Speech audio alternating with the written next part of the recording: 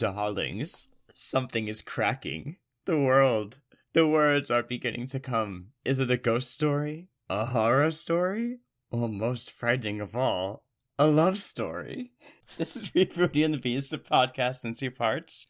I'm Matthew Molinaro / Mary Shelley. I was going to say, did you forget your name there for a minute? I'm Enverk. This is a Rebooting the Beast, a podcast in 2 parts, blah, blah, blah. In the first part, we review an original piece of media. In the second one, we discuss the reboot. I forgot my part. Did you forget your name? I'm also possessed by Mary Shelley.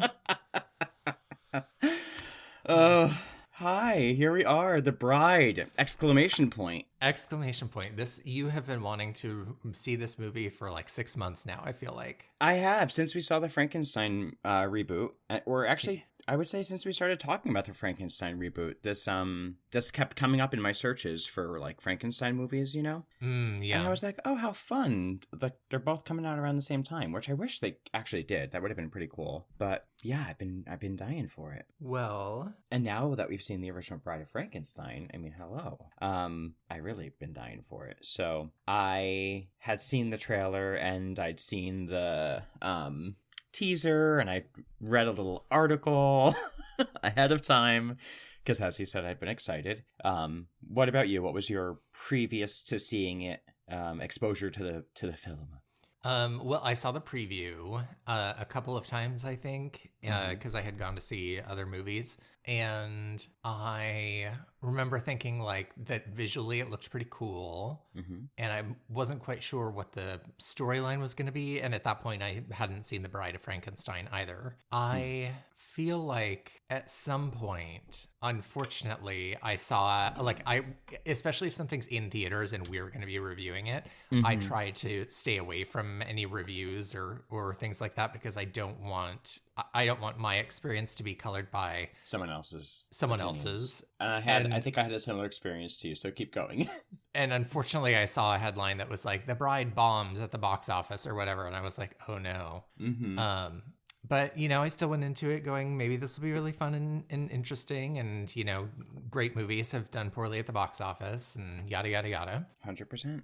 Yeah, I had the same kind of thing. I'd been staying away from any reviews or anything like that. I had just seen what I had said I had seen, and I was kind of like, okay, I'm good. And the article I had seen about it was way before it came out. It was like when we were reading the Frankenstein things. Oh, So I stayed away. But I think I searched for like movie times because we saw this in the movie theater, obviously. And I saw like the 3rd or 4th result was like The Bride like is a swing and a miss kind of thing. And I was like, you mother effer. I had been intending to see it over the last week. Like after we recorded last week, we were going to go see it, and just like somehow stuff kept coming up. And so I kept getting like pushed later. And then like for some reason, the only show times for the movie in our town was at 5 p.m., which is nearly impossible to make it to if you work until 5 p.m. Or 8 p.m. And I was like, I'm too old to do that. And so finally it was like we had it set for one afternoon at like 5 o'clock. And I was like, okay, well, just in case we can't make it, like, what's the next option? And then it was like, oh, there's no more showings of it. So I think I literally saw the last showing of it in Santa Barbara. I mean, the theater system in Santa Barbara is ridiculous. It is. We saw it in the movie theater. I'm glad you mentioned this because I wrote it all in a notebook, my notes. Same. And I'm looking at them now and I'm realizing this is the first time I'm looking at them. And there are some pages where I thought I had more room. And I wrote over some of the notes.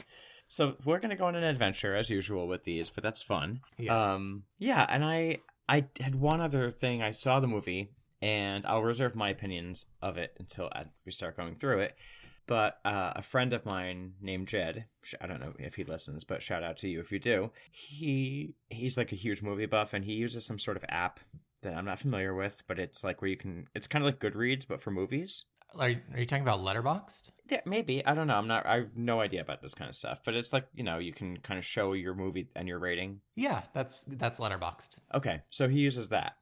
and he always is sharing his rating. So he shared in the morning, the day we saw the movie, that he was seeing The Bride. And I was like, oh, we're seeing it tonight too. And then afterwards, I went on and I saw his Letterboxd rating.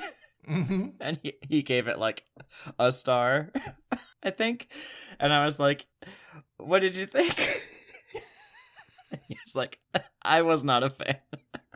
Well, let me tell tell you. you. I wasn't that into it, unfortunately. So that was Jed's rating. I also use Letterboxd. I don't have like any friends on there, so if anybody who listens to this podcast wants to find me on Letterboxd, my screen name is OMG. It's N, and NENN. Yeah, OMGITSENN. Some people might think N is just the letter N. You gotta be true. clear. That's true. And I reviewed this. I gave it 1 star, and my written description was just woof. Girl. Maybe I should get that. We're watching a lot of movies, and I always watch movies. You should. It's kind of fun to see what your friends are watching and what they review and things like that. So you should do it, and it could also be a fun little bonus for our follower, our listeners, if they want to check out our Letterboxd. Yeah, that's fun. All right, well, I think that's all I had to talk about before we see the movie here. One more question. Yes. Because this goes into what the next thing is, which is like the cast. So a lot of big names that I didn't even know about beforehand. Yeah. We have Jessie Buckley, who I didn't know at all, but she plays the bride. And I wanted to ask you, did you see or do you plan to see Hamnet? I planned to see it. I wanted to see it, but I couldn't find anyone to go with me to the movie theater to see it. And she just won the Academy Award for it. Yeah, same. So I'm really curious about it because I know she plays the lead female role in that. And I also had I can't wait till I move to your town and we could see movies together. Oh, that would be so fun. Because I would have saw that with you, and I had the same problem. But now Davey's interested, so let me be clear. I never told him I wanted to see it when it was out before he like roasts me. But he probably would have seen it with me. But now you'll have several people to see it with. But yay! Yeah, I had not seen her in anything else. Christian Bale will play the Frankenstein monster character, who goes by Frankie in this movie. Yes, Frankie. Peter Sarsgaard plays like a police guy. Annette Bening, I didn't know Annette Bening was in this movie. Plays a scientist. Jake Gyllenhaal makes a lot of appearances. Yes, yeah. Which I love. Penelope Cruz, I haven't seen her in something in a long time. I was like, okay. And there was an actress who I swore was, what's her name? Angelica Houston, but it was not. Oh, I know exactly who you're talking about. You're talking about the nurse. Yeah, the maid. Oh my God. Anyway, what were you saying? Was that Penelope Cruz? It was Penelope Cruz. Okay, wow. Yeah, I was like, oh my gosh, I haven't seen you in something in a million years. But I was like, really? When I saw the cast going in, I was like, this is great. So, you want to hear the little summary? I do. In 1930s Chicago, Frankenstein asks Dr. Euphronius to help create a companion. They give life to a murdered woman as the bride, sparking romance, police interest, and radical social change. Yeah, accurate. Yeah, I think that says it all. I think it's a pretty good sum up of the film. I was curious why they didn't. There were so many nods to previous Frankenstein, iterations that I was surprised that they gave her a name sort of like Dr. Pretorius, but a different name. Mm-hmm. Like, why not just give her Pretorius? I wonder, Euphronius, what does that mean? Maybe it means something. It could, maybe. I don't know. Euphonic? That's like a pretty sounding thing? I have no idea, but... Oh, wait, what was her name? Euphonius or Euphorius? Well, her name, I think, was Euphronius, but... Euphronius. Thinking with I don't know, euphemism? I really don't know. Does it matter? No, it doesn't. Let's just sit here and play the origin of words. I do love word origin stuff. Okay. Anyway, so this movie opened in a way I did not expect and found immediately kind of off-putting, which is we're immediately being spoken to by Mary Shelley. AKA Jinx Monsoon. Very much, yes. This was the Mary Shelley character we see throughout the film it could have been Jinx Monsoon. Like it could have been her playing her for Snatch Game. 100%. Like so spot on that I can't even say it enough. And it's played by she's played by Jessie Buckley also. Yes, yeah. As she is mostly in other films too, I feel like. She looks very, very different as Mary than as the bride. Yeah, well, thankfully, because thankfully. And so she is died and woke, and she like tells us that she wants to tell the continuation of the story of Frankenstein. She's like, that was nothing. Like, wait till you hear the rest of the story. Yeah. Basically. Yeah. It's very unusual. It's very unusual. And it almost felt like the original Bride of Frankenstein with Mary Shelley telling the story. Like it felt like a interpretation of that particularly. Yes, it definitely did. And I was like, okay. I mean, we're starting with Mary Shelley in a different way. Yes. I just didn't understand exactly what to expect going forward after this scene. Yeah. If that makes sense. Like, because in the other stories, in the other interpretation, she's a narrator at most. Right. And in this, it seemed like, and turned out that she is more involved. But yeah. Yeah, what did you think about this opening monologue by Mary Shelley, how it went down? Well, I mean, at first I was like, this is weird. It's a weird choice. It's certainly not something you would see in a contemporary movie today. And so it was weird and off-putting, but in a way I was almost like, okay, this is a creative choice. Like, let's see where this goes. Same. I went into this really trying to be very open-minded to everything. Spoiler alert, your letterbox. So yeah, I was feeling this. I was like, this is unusual, but I was really like, okay. I was kind of excited. I was like, this is interesting and weird, and I like weird and interesting. Mm-hmm. I did think we're gonna our feelings are gonna differ on this film at many different points. I feel like maybe I have some great things to say about this movie. Okay, but this part, I was just like, I was holding out for a hero. Yeah, because I was like, this is a little affected. It's a lot, and I wasn't sure where we were going with it, because it's a lot of like, oh, wait till you hear my story, wait till you hear the real story, the motherfucking bride, all that kind of stuff. Yeah, I wasn't sure what we were doing, but we find out that there's a lot put on like, oh, her name, what is her name, and we'll call her Ida for now, but like until we can claim her name, or she claims her own name or something. Yeah, so we're introduced to a character named Ida, who is kind of at like a restaurant with like a bunch of other women and men, and you kind of quickly get the vibe that maybe they're like escorts or something. Like they are there for the entertainment of the men at the table. Yeah, it's made clear that they are like they're at work. Yeah, they're not like, there because they like these guys, and it's very, old timey how they would do like mob type situations, like hey, giving us the business, eh? Yeah. I will say, I don't know what was going on in this movie. A solid 30% or more of the dialogue was completely unintelligible to me. Like, I had no idea what people were saying 30% of the time. As in, like, you couldn't understand it, or it didn't matter, or both? I couldn't understand it. Like, I was like, okay. What words are coming out of your mouth right now? I have no idea. There were some accents of some male characters that I had some issues with early on. But I was like, whatever. This doesn't seem like it's super important if I don't understand them, because who are they? Yeah. This whole scene in particular was, the only word I understood was oysters. Yeah, well, basically you don't miss a whole bunch. It's it's Ida and like a few other ladies at this table who are all in similar situations. Ida's looking a little bit like more despondent, I guess is the word, than the other ones, or in some sort of daze. But yeah, it's, a bunch of like piggish men clearly involved in some sort of like organized crime situation. And there's some guy. Here's another critique of the movie, because this is like a plot point that I wouldn't have known was going to be a plot point until it was later on.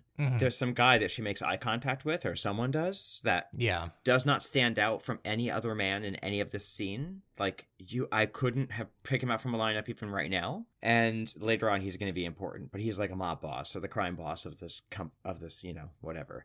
But who even, there's no real, the crime boss aspect of it, that whole storyline was so sloppy. You could have removed it from the movie entirely and changed nothing about the film. Yeah, because I mean, I get that they wanted some sort of like moment of justice later on, spoiler alert, with her, but did it Yeah. have to be this? No. And if it was this, did it have to be such an involved situation? Yeah, it took up a lot of time in the movie that could have been much better given to character exploration. And it was very confusing because Yes. then later they keep introducing these male characters that I think you're supposed to remember from these scenes that I could not tell you if they were in the movie at the beginning. Oh, I remembered them. Oh, well, good for you, because there was two characters that they introduced later, and if they hadn't identified that they were in the movie earlier by saying that they were, I would have not recognized them from any other man that was in the movie. They were the ones who, spoiler alert, very shortly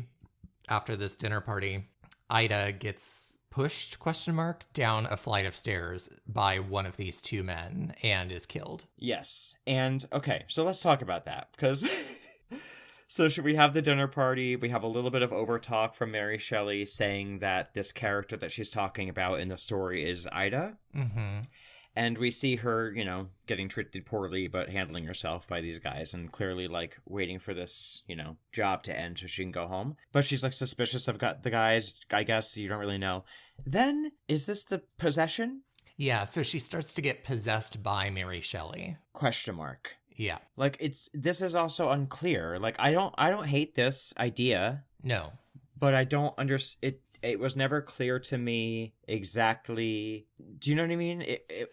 It was never fully fleshed out. No, Like it was exactly what that meant. Like this Exactly. possession felt. I was never clear how in control Mary Shelley's possession like state that she would be Yeah. and sometimes would be. How in control Mary Shelley was of like the length of that and the power of that. Like, Yeah. do you know what I mean? So that was my main issue. But anyway, she's having this sort of like possession on the table in front of the guys, and it manifests in like, you know, some body movements similar but different from the original Bride of Frankenstein. Yes. And a lot of dialogue.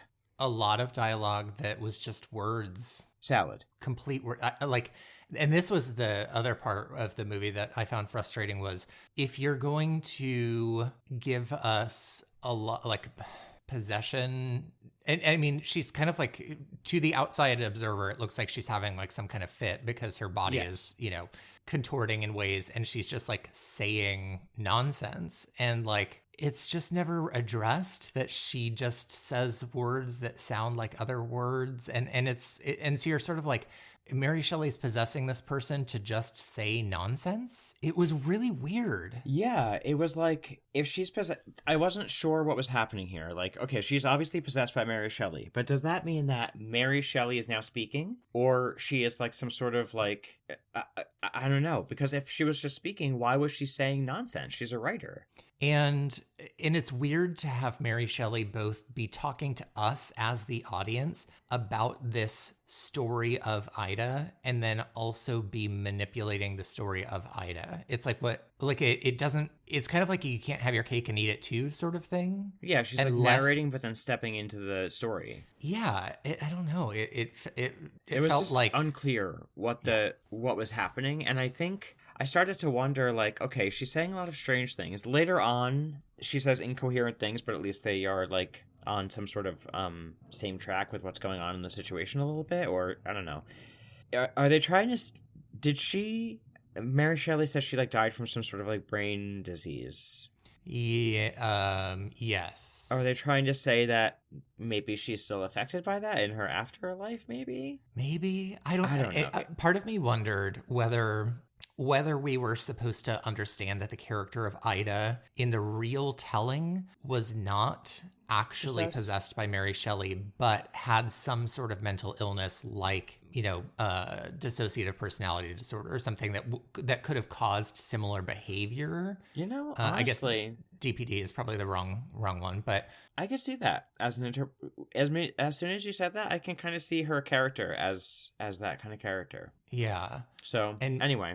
So she goes into this, what looks like a fit. No one kind of reacts normally. She leaves the room, and one of the mob guys is like, go get her, because she's a problem now. And the two men sort of tussle with her a little bit in the hallway, but Yeah. it's unclear whether they're trying to like get her or kill her. And then she falls / gets pushed down the stairs. Yes. Right? I can't even remember how it happened. I think it's specifically left vague to us as the viewer.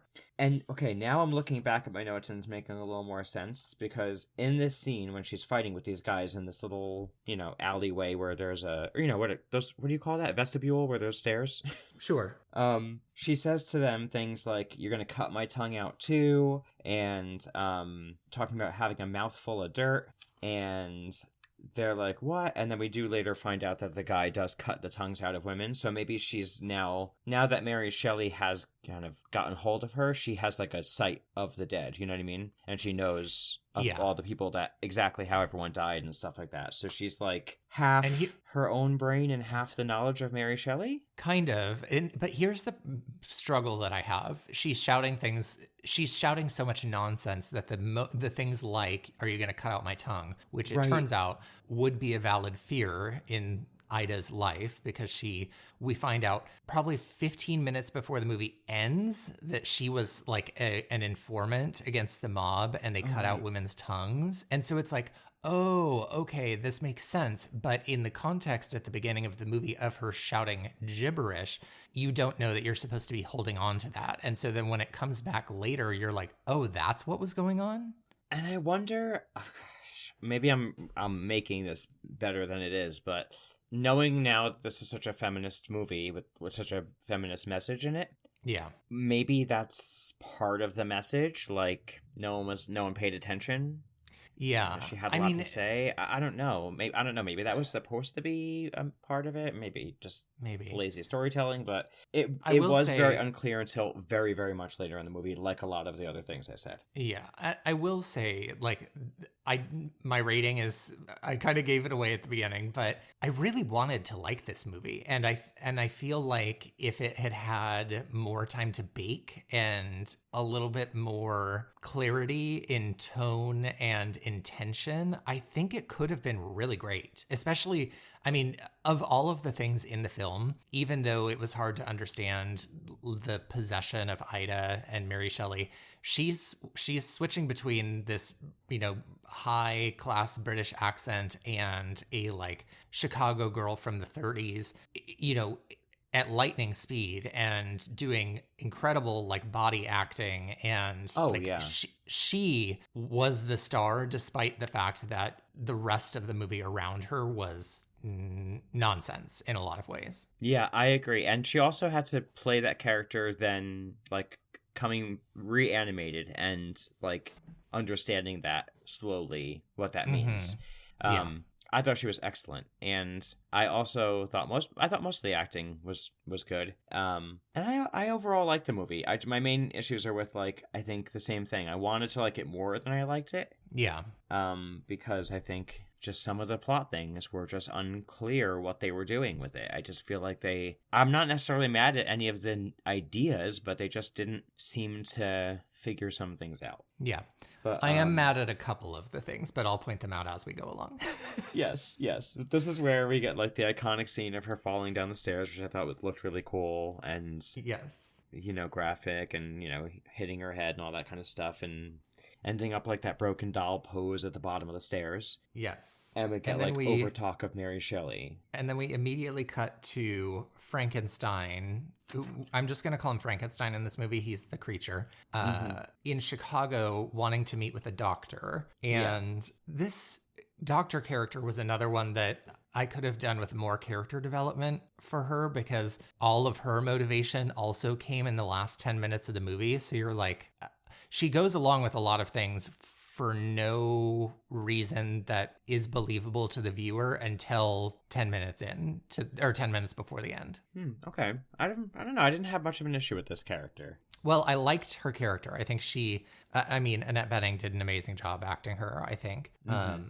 she, it turns out she's the doctor. Frankenstein is coming to her for help in resurrecting a bride, and, takes a while to convince her, but finally they go and dig up Ida's body to reanimate her. But not before, sorry.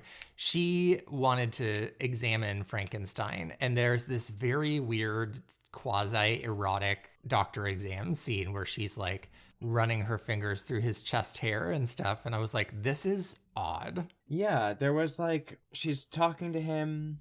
Her motivation at this point, at first she's like, no, but he says like she's written books on it and whatever, and she's reinvigorated moles, I think, in this one or something like that. So let's try with the body or whatever. Mm-hmm. And it seems like she's just like a curious. Her, to me, motivation from the beginning felt like a lot of curiosity in the topic and less nefarious, which I liked. So I automatically was into this character. I didn't mind Frank/Frankenstein either. I thought he did a good job as Frankenstein, Christian Bale. I find, my personal opinion was I didn't like him, but I also think anybody following on Jacob Elordi's Frankenstein such close comparison is doomed to failure.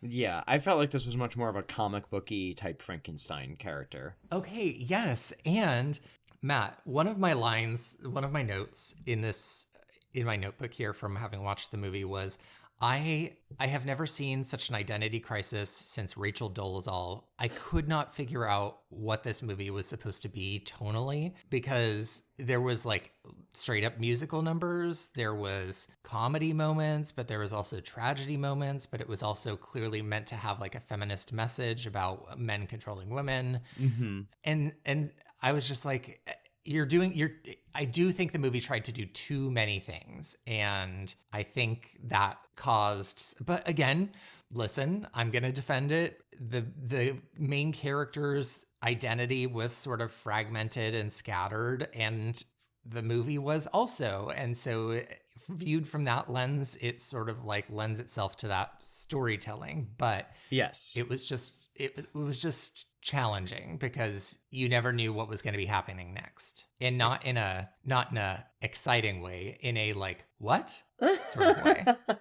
yeah, I could agree with some of that. And in this scene it was weird. There was she talks to him about, like, the doctor is talking to Frank about like relationships and sexual desires and things like that, and it did feel like invasive and strange. Yeah, I wondered if they were doing that on purpose, because this doesn't happen to men, but there is a lot of focus on the female form whenever there's any other worldly character that is resembling the female form. True. So I wonder if that was what the point, but it wasn't clear enough to make that point to me, except for now in reflection back. So, and then so now we see that Frank, in his spare time while the doctor is working on this project, is seeing Hollywood musicals starring Ronnie Reed, aka Jake Gyllenhaal, in these like black and white movie theaters. And throughout the film, he'll continue to do this. He's obviously obsessed with it. He becomes like enamored with this sort of like gentleman character and this sort of like world in the musicals. Yeah. Which I kind of like this sort of thing they were going with him. Like, he is looking for a world where things are happy and where, men dance and suits and women are lifted in the air, and he can make sense of things. One very black and white and easy, and I get it. And I liked throughout the movie, he's like slowly becoming more and more comfortable in the movie theater and like taking off more, like hiding things. They do a lot of like him seeing like club kid culture and trying to like assimilate into that because he could pretend he's in a costume, I guess. Yeah. And they do some of that here too. Anyway, what did you think of the whole... Oh, and I also thought it was like kind of tying into how in Young Frankenstein they do the putting on the Ritz thing. Okay, well, Matthew, I have a big complaint about that, but I'll save it for when we get there. Okay, but that's where I was going. I know where we're going with that, but in that moment I was like, oh, this is a nod. I was like, this is a nod to that, right? Yeah. So anyway... So they dig her up, they bring her back to revive her. I will say I have a appreciation. I really liked the way that like all the wiring was done and like the like blood ampule thingies. I thought that all looked pretty cool. Yeah, me too. I liked all the like chemistry, mechanical stuff. I like that kind of stuff. I thought it looked really good. My only complaint is during the resurrection, they have wires going directly into her chest, and then moments later, there is nothing there. Oh yeah, and it's weird.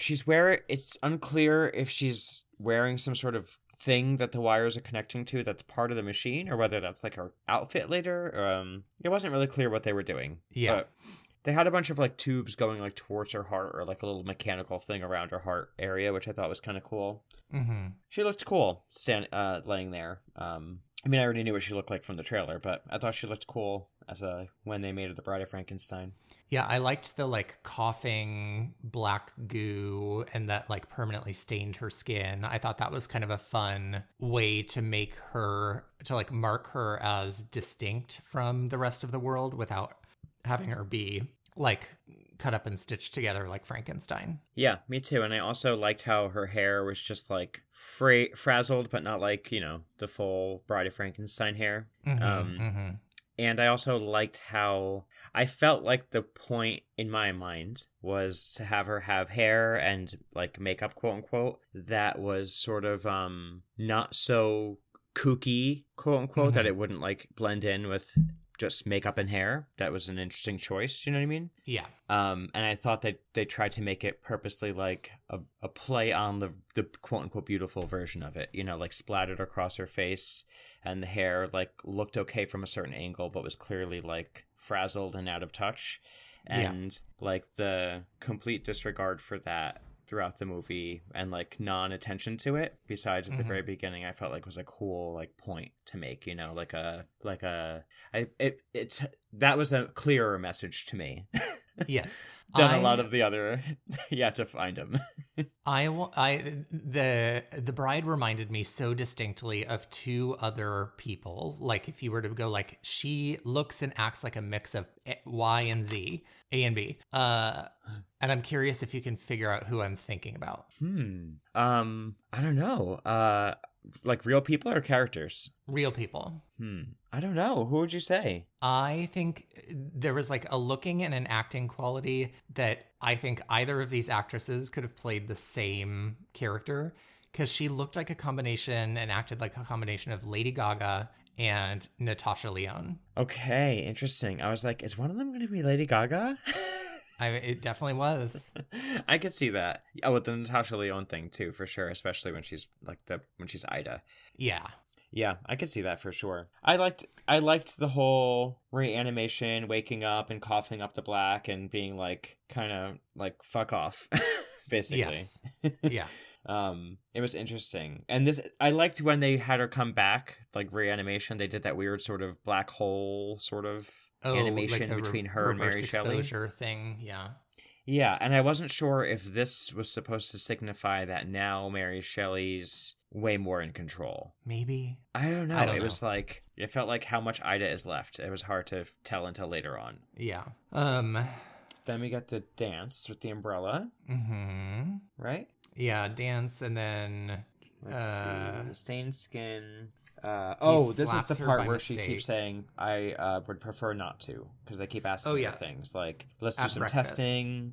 And she's like, I would prefer not to, and all of this. And I think it's supposed to be like, it's an echoing thing through the movie you'll hear, but it's sort of like maybe the first time she's defied anybody or been able to defy anybody and say what she actually wanted to do or do things because she wanted to. Because throughout the film, she's working, she has to be around these people, kind of put up a good face, eat oysters that she doesn't want to eat.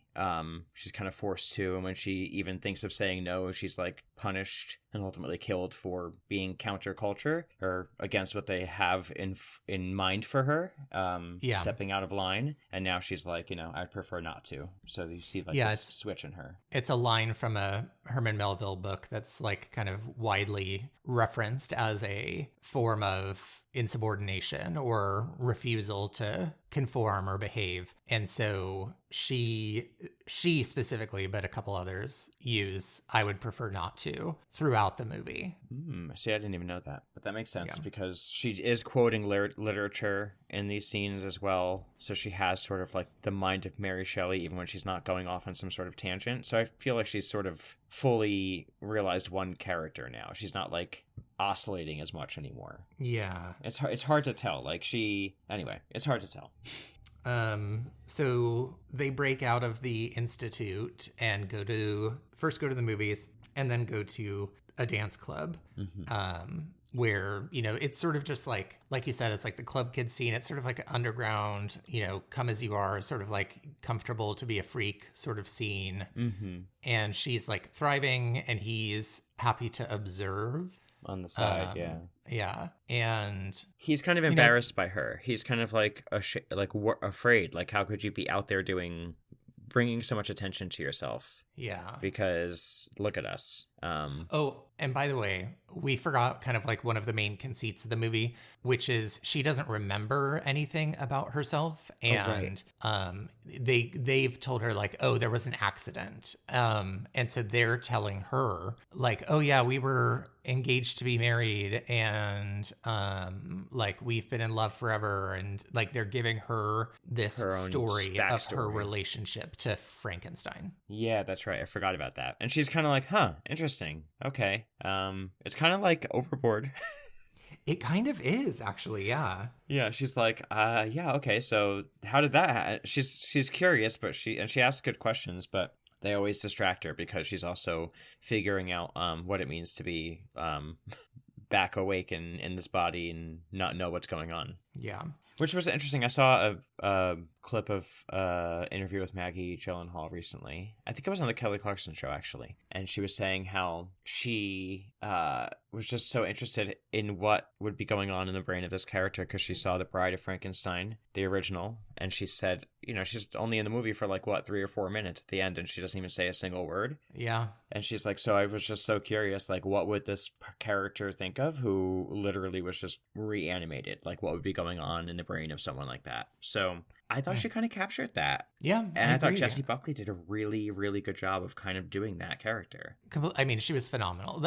Like I said, a lot of the pieces were there. It's just it wasn't assembled perfectly. Yeah. And this scene with the dancing, this is just sort of unusual dancing. It's not anything otherworldly yet. It's just sort of standing out on Wednesday Addams, I'm Elphaba, dancing to the beat of my own drum, Manic Pixie Dream Girl moment. Yeah. And then she starts to get kind of like harassed by men. And oh, that's right.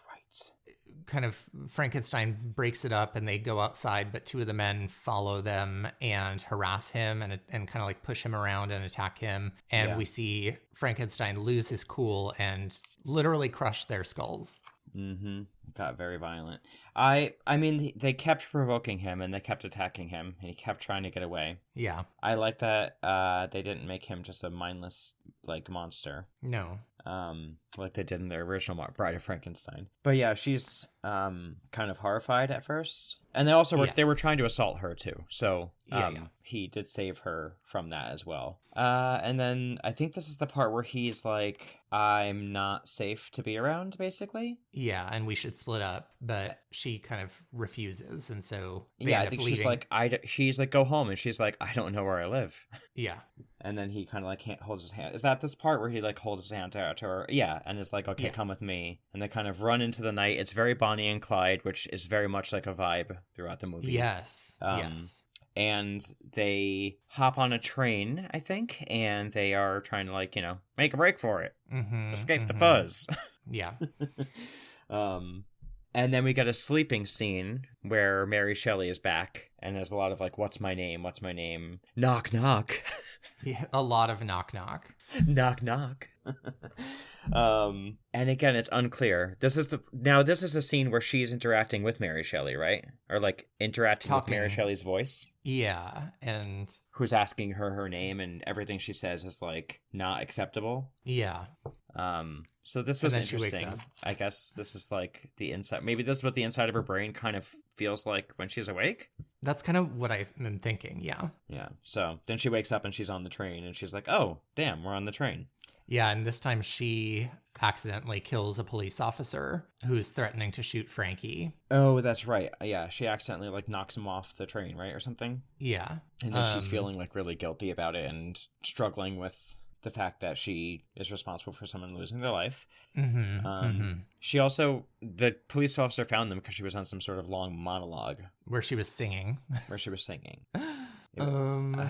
Which was unclear why that was happening, because if Mary Shelley's in control, did she want her to kill the guy? I don't know. It was just strange. Yeah.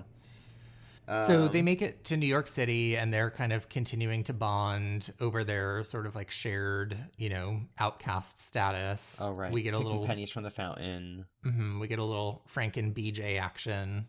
Do we? Yeah.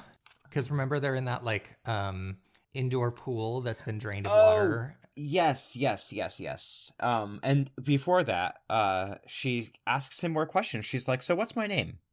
Yes. What was my name? I can't remember. And he's like, Ginger. And she immediately realizes what he's doing. And she's like Ginger Rogers? Because he's obsessed with these movies. And he's like, no, it's Penelope. And she's like, huh, okay. So then she's like, wanna fuck? Yeah. But yeah, they have like their first intimate moment, or they try to, but he has a lot of shame and he can't do it because he's ashamed of what his body looks like. Yeah, which I thought was an interesting thing that they did. Yeah, to have a man have to have that moment. Meanwhile, detectives come upon the bodies that they left behind in Chicago. Detectives. What did I say? No, I'm just saying these detectives came out of nowhere. Yes. Out of nowhere. All of a sudden, main characters out of nowhere. Correct. And did you recognize the detective? Well, she was dressed like Carmen Sandiego. Not her. Yes, Penelope Cruz is one of the detectives. Her name is Myrna, and she is dressed like a combination of Amelie and Carmen Sandiego. Correct. Yes. I mean, her outfits were fantastic, but I was like, what's going on here? And I liked her little haircut, but it was very that, yes. Yeah. And then the other guy, wasn't he's supposed to be like the guy from before? No, he is. So that's actually Maggie Gyllenhaal's husband, whatever, Sarsgaard. Oh, okay. And Peter Sarsgaard. Yes. But he seems to recognize Ida in the photograph, but we don't know why. Yeah, okay. And it was very unclear. Okay, so sorry, I got ahead of myself, but they introduced these characters, and it was very jarring to me because I was like, who are these characters? We're already halfway through the movie. Right. And now I'm supposed to just all of a sudden now care about them and understand why they're of import and why they figured out that murders across states had anything to do with each other. Because they're now connecting the murder at the train. Yes. In the middle of nowhere, which has no evidence of their involvement, with the murders in the alleyway, which had a witness. Well, the train one, Penelope Cruz finds the little news clipping of the Jake Gyllenhaal movie that Frankenstein carries around with him as like a little talisman. That's right, in the dirt. Yeah, and so that's how she pieced it together, is that this was them as well. And so in amongst all of this, like the news media is starting to like pick up more and more of this like murderous monster and his bride or whatever, and it's kind of like the general public is aware of them at this point. Mm-hmm. Yes. And in the meantime, even before it's like out on the news or whatever, because I don't even know if Ida / Penelope, the bride, whatever, can see the news, but she's just struggling with what she did and thinking, I'm surely going to get like in trouble for this and caught for this anyway. And she's beating herself up for it anyway. So it's already like on her mind, and Frankenstein has to keep like quelling her, like, it's fine. Yeah. Let's go see another Donnie Reed movie. Get a pretzel. So they do, speaking of, try to go see a movie, but seated in front of them in the theater is like a couple who are like getting hot and heavy, and he's kind of like aiming a finger blast, and she keeps saying no. And so the bride from the row behind slaps him on the back of the head and says like, didn't you hear her say no or whatever? And then he recognizes them as the monsters and starts screaming, it's the monsters, it's the monsters. And everybody starts panicking and running out of the movie theater. Mm-hmm, mm-hmm. And within about 10 and a half seconds, there's literally torch-wielding villagers. And I don't think torches were very common in 1936 in Chicago. No, but I think it was symbolic. I think it was meant to be, like, obviously a nod to the original movies, because they all had a torch-wielding villager scene. But I think it was supposed to be like the angry mob and like quite literally pitchforks and torches kind of thing, you know? I just don't like it. I don't like that. That feels like really lazy fan service in a way that detracts from the movie. It does. I feel like they kept trying to, and sometimes successfully in my mind and sometimes unsuccessfully like this, sort of like pierce the veil between the whimsical sort of and then the real, which we'll get to. But yeah, I think it was supposed to be like quite literally the angry mob. So in running away from the angry mob, they run into a like fancy dinner party, which Jake Gyllenhaal just happens to be at, which I have also found like very convenient. Yeah, I think so too. But I think they were tracking him. Like one part of this is that the way that anyone else is able to track Frankenstein and the Bride is because they realize that he's obsessed with these films by Ronnie Reed. And so surely if Ronnie Reed is at some sort of premiere party in a town and he's tracking his movies, he's going to track that too, you know? Yeah. So I kind of felt like he went there because that was happening. Okay. In my mind, but I think that the fact that they actually got to crash the party, so to speak, was a total fluke because they were just did it while they were getting away. I like that throughout the party they're like stealing shrimp and she's like pretending to be a server. She's got this sort of on purpose she has this very like what's the word I'm looking for? Defiant is it defiance, I guess? Like social defiance. Like she wants to do things a different way. She's she's got that throughout the whole movie. But I like this little, it was very Bonnie and Clyde, this scene too, like them pretending to blend in and somehow being able to blend in with, you see some people looking at them in shock, but overall they're able to kind of like walk through here, steal shrimp, eat. I thought it was kind of a fun kind of scene. I thought that part of the scene was fun, and then something kind of he talks to Jake Gyllenhaal, and then Jake Gyllenhaal is like polite but kind of dismissive, and Frankenstein starts kind of having a fit of his own, and because it's very Stan Eminem moment. Stan culture. It's very that kind of like, oh, I'm obsessed with you and you changed my life. And he's like, great. There's and then photo at the door. For some reason, everybody starts kind of like having a fit and starts doing like weird monster dancing. And then one of the things that bothered me the most about this movie. So for some reason, there's some kind of collective magic that comes over everyone and everyone's doing this dance.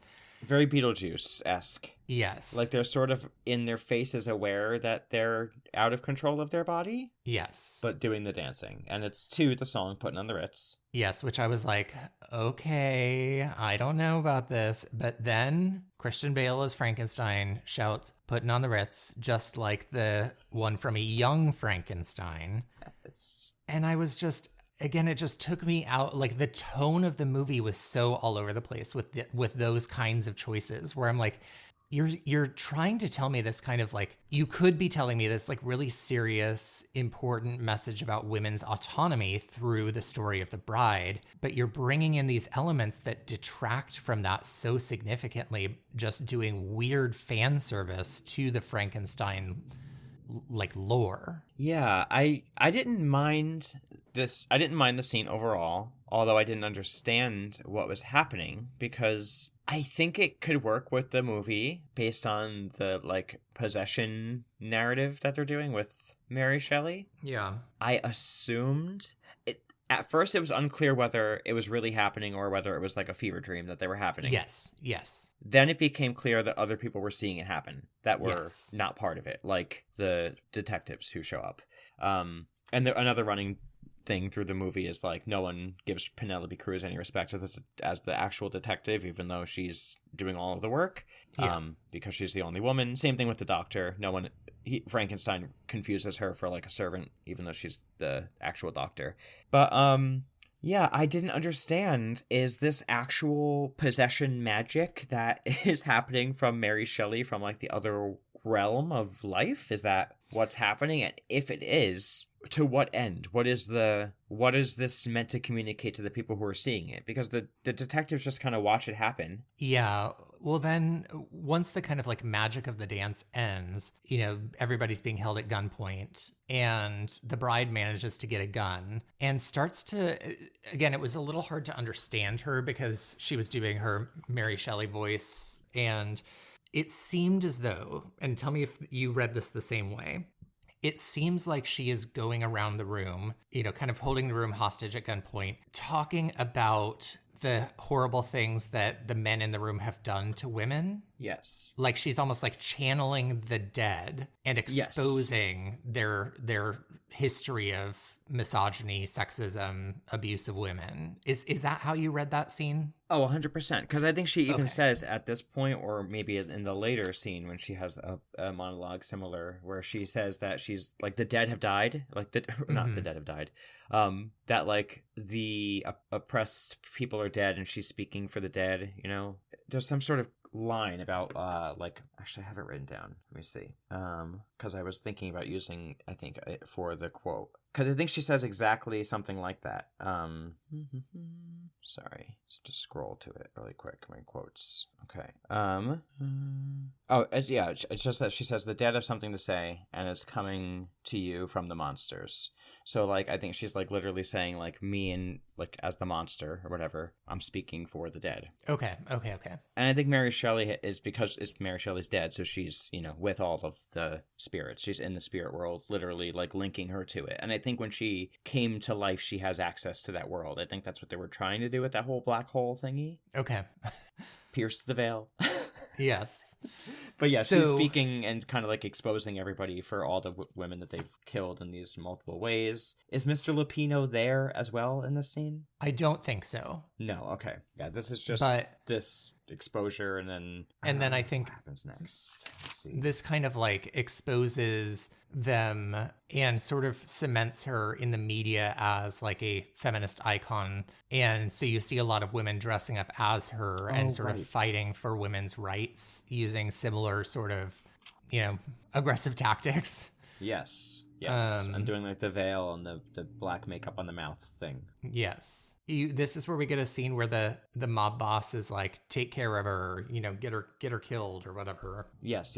They shoot a cop, but they only like in the leg or something, I think, right? Yeah.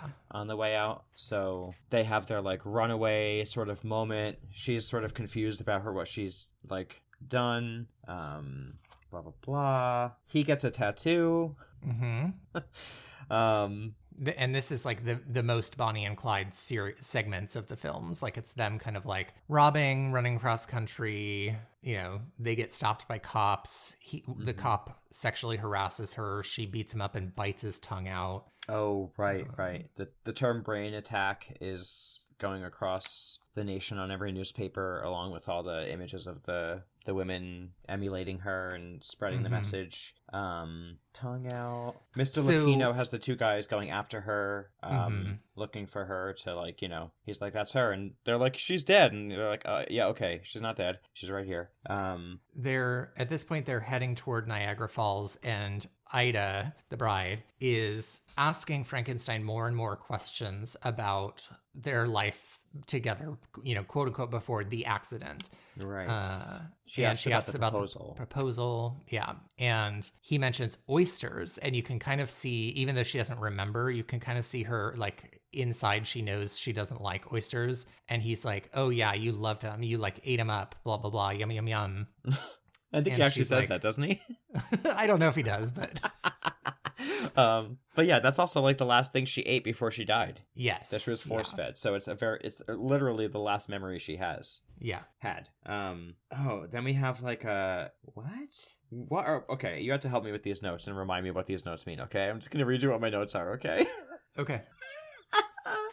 Okay, so the oysters, she's confused by this because of the oyster talk, and like you said, she's remembering it. She asks about the ring, and he says she pawned the ring. I wrote flirting with the cop / sick uncle. Yeah, so that's the cop that she bites his tongue out, and he is, when the cops first pull up, kind of like, she's like, oh, that's my sick uncle. Oh, yes. I turn to the next page. She rips his tongue out. Yeah, okay, so this is the guy she kills because he's trying to assault her. Yes. Niagara Falls, the oysters again. I was at the wrong oysters part. Yeah. Then my next note is about the scene where Carmen Sandiego and her partner catch up with them around Niagara Falls, and there's like a kind of standoff where Peter Sarsgaard has a gun on her, and she tells him, don't fuck your witnesses. Oh, right. And so... That's right. So that's what the thing is like he was fucking the witnesses that they were using back in the day. Correct. Or not back in the day, not that long ago. Yeah. That's right. And that's the thing I couldn't understand. See, even you telling me this now, I thought he must have been in the beginning of the movie and must have been one of those guys or something, and I missed it. But we just literally don't find that out till now. Correct. We learn about it in the last 15 minutes of the movie. Which is even stranger. Here's how this should have gone. His character should have been written out of the movie entirely. Mm-hmm. Penelope Cruz's character should have been the new detective because she found out her superior had been sleeping with witnesses and he got kicked off the force. And then that's the story. And she recognizes Ida as one of the women that he abused. Yeah. Problem solved.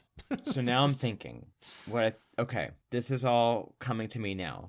So it's not successful. I don't know, maybe or not. But I'm thinking... that probably wouldn't be realistic that she would have been the one promoted. They probably would have picked some man who didn't deserve it over her. And I'm thinking this Peter Sarsgaard character maybe represents sort of like the wolf in sheep's clothing kind of guy, the nice guy, because through the whole movie he's really like trying to prop Penelope Cruz up privately. Like when they talk together, he's like with her. Like he even makes a comment early on, like, "Wow, if men got so excited about women anything else, imagine how things would change."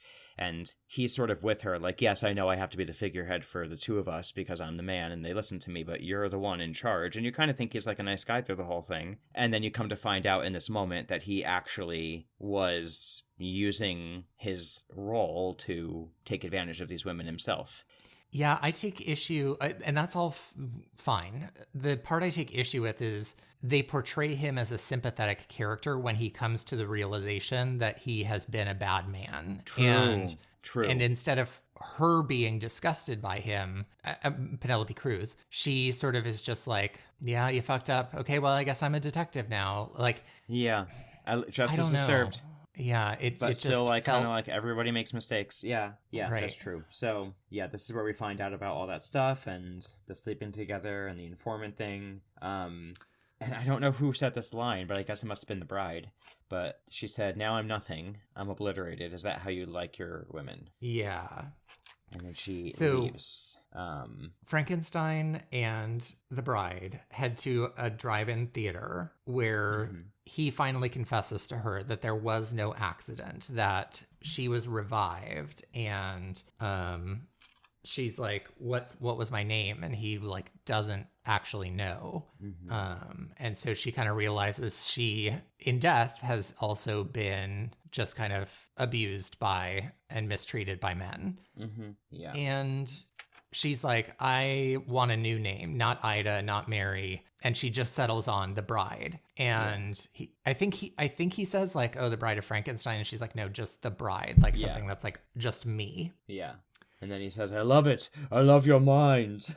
Yeah. And it's unclear. Like, it seems like she basically is like, all right, well, get out of the car. I'm done with you. But then cops show up and shoot Frankie in the head. And she runs away with him back to Chicago, back to the doctor, back to Annette Bening, and wants her to revive them. And this is again... Oh, and this is where the guy lets her go, right? Because they shoot go. him and they're all out there like with her, and somehow like she's able to drive away. And I think that the one cop guy doesn't like go after her. Maybe, yeah. I think they were trying to make him like a good guy in this scene too. Yeah. I thought this was sad though, the scene where he got shot. Yeah. It was effective. Yeah. But yeah, so she's trying to bring him back. And Annette Bening gives a monologue about how she had the romance of this, how she's not going to bring Frankenstein back for her. She says, and basically we learn that she has done this before, that she had the romance of the century with her husband, George, I think. And she tried to bring him back after he had like a heart attack or something. And she said his memories were just gone. And he wasn't who he was. And I had to put him down. Mm-hmm. And the bride is like, I'm a little messed up in the head. Should you put me down? Mm-hmm. And there's a line about disobedient geometry. I don't know. Annette Bening says a lot of just science word salad. Mm-hmm. Yes, and there's a big monologue that sounds like the kind of thing you hear when someone's trying to sound smart. Yes, yeah. But she does sort of say, like, when she hears the bride say, like, oh, I'm a mistake too, I'm a monster, abomination sort of like thing too, it like hurts Dr. Cornelia Ephronius to hear that, because that's not how she views her. And she says that no, she was like sort of the success because she wanted to create the most what was the word you used? Something geometry? Disobedient. There we go. Disobedient geometry or something like that. And she is what was created, because, which, you know, you sort of see from the beginning. I mean, at this time, she's the only female character you see surrounded by men who stands up for herself or says anything, really. Who actually really says anything. Yeah. Besides Penelope Cruz. So, you know, she sparked she sort of like showed other women that it's possible to be, that the person they feel like is inside, you know, is the real them, you know? Mm-hmm. So this is kind of like her whole speech about that. Like your whole role of you feeling like you're different than everyone else and that you're a mistake because of the way you feel is actually the whole point. Yeah. And then she says something like, never so fine, Bride of Frankenstein. There was a line in the movie that said that. Oh, because they said, okay, never was there a tale of woe, such as Juliet and Romeo, never a tale so fine as the Bride in Frankenstein. Yeah. I don't know if that's from anything. Maybe it's from the original book. No, I think it's made up for this movie. Okay. And then they say she asks the doctor, like, if she wants to sleep. Oh, no, the doctor is talking to the nurse, I think. And she says, like, who also has the black stain on her face. So we're, I guess, meant to presume that she's following the trend or was also a creation? Yeah, unclear. And when she says, like, do you want some sleep? You know, it's been a long day. Greta says, I'd prefer not to. And then we hear something about you're in for the shock of your life. We see the Bride and Frankenstein laying together, and then their hands kind of like moving back together. Well, you forgot the part where there was the major shootout that killed both Frankenstein and the bride. Oh, yeah. Where did I miss that? It was right before that. So the cops bust in. The like mob assassin is also there. Penelope Cruz is there. And they just shoot the shit out of the bride to kill her. And then for some reason, Penelope Cruz like recognizes that the bride deserves to live and that Annette Bening can bring them back to life. And so she's like, take as much time as you need, and like clears out the room. And so like the final things we see are like this big electrical light go off from the street, and then we see the bride and Frankenstein holding hands. Yes. And then the ending credits are the Monster Mash. Do you want to guess how I feel about that? Not great. Not great. It's great. I thought that there was something else. I think there was an after or a mid-after scene. Oh, like during the credits? I think so. I think he's getting a tattoo on his face. I wrote in the ending there's a veil and a tattoo on the face. Maybe someone's getting the tattoo of the black on the face. I don't remember. Anyway, that's the ending. Yeah. Do you have trivia and stuff about this movie? I don't have anything, I don't think. I honestly don't. I like looked for trivia and there really wasn't anything interesting. It was just sort of like, hey, Peter Skarsgård is married to Maggie Gyllenhaal. Gotcha. And I was like, okay, great. I did hear one piece of trivia, I guess, is Maggie Gyllenhaal said she was inspired to do this movie because she saw at a bar someone had a really cool tattoo of the silhouette of the Bride of Frankenstein from the original movie. Mm. And then that inspired her to see the movie, which inspired her to make this movie. Interesting. Because she got so little screen time in the original movie. What are the ratings for this movie? All right. IMDb, currently as of this morning, because this is a current movie, so this could change if you're listening to this even next week, is at 5.9. And I think it went up from the first time I checked, actually. I think it was at 5.1. And then Rotten Tomatoes is tomato meter 57%, audience popcorn meter 70%. Yeesh. Okay. What do you think? It's hard. I'm going to give it... Go ahead. No, I was just going to say, like, there's a lot of elements that I like. Like, there's a lot of the ingredients are there. Mm-hmm. I'm just not happy with how it was assembled at the end. Yeah. So I'm going to give it a 4. Ooh. Do you like that? No. Which, by the way, that was my rating for the original Sabrina and Return to Oz. Okay. Okay, hang on. Wait a minute. Okay, yeah. Okay, cool. I was just looking back at movies that I had reviewed less favorably just to make sure I like accurately feel that way. And yeah, okay, that all feels fair. I was like, okay, yes, Aladdin was worse than this. Okay, yes, that. Do you remember Victor Frankenstein? The one where he talked like a baby? Oh my God. I was literally just talking to Davey about that the other day. Oh, so bad. And then Frankenstein 2015. Oh, wait, sorry. Frankenstein 2015 was the one where he talked like a baby. Victor Frankenstein was the one where Harry Potter was Igor. With the wig. Yes, the wig. Igor with the wig, yes. Yeah, I'm going to give this movie, I think, a 7. Oh, wow. Okay. I liked it. I overall liked it. I left the movie enjoying it. Disappointed. I wanted to like it more, but I did leave the movie feeling like I liked it. I liked the visual aspect of it completely. I really liked that kind of from beginning to end. I feel similar to you. A lot of the ideas I loved, but I just don't feel like they quite fleshed out enough. And yeah. I do think that if they're going to make characters of import in these early scenes, they have to make them stand out in some way so that they don't have to make it obvious. Yeah. But make it obvious that, like, I should be paying attention to more than just, like, it didn't feel like a cool reveal, if that's what it was supposed to be. And I think that they could really have played down that whole story in general and spent more time or less time, one or the other, on what was actually happening between her connection to Mary Shelley. Either make it really make sense or just have her be an uninvolved narrator. Yeah, agreed. So... what do you think? Beauty or Beast? I was just going to ask you. I think for me, you know, even despite my low rating, I am still going to call it a beauty because there were a lot of great elements. Jessie Buckley was phenomenal. Mm-hmm. And I appreciate the effort. I just don't think it landed, but I'm still going to call it, because of the ingredients being there, I'm going to call it a beauty. Yeah, I'm going to call it a beauty too. I liked it. I think it did a good job. I mean, on the whole, the Bride of Frankenstein original had minutes of the bride at the end, and again, no dialogue. So this whole movie involved her, and so I feel like that alone is an improvement. Yeah.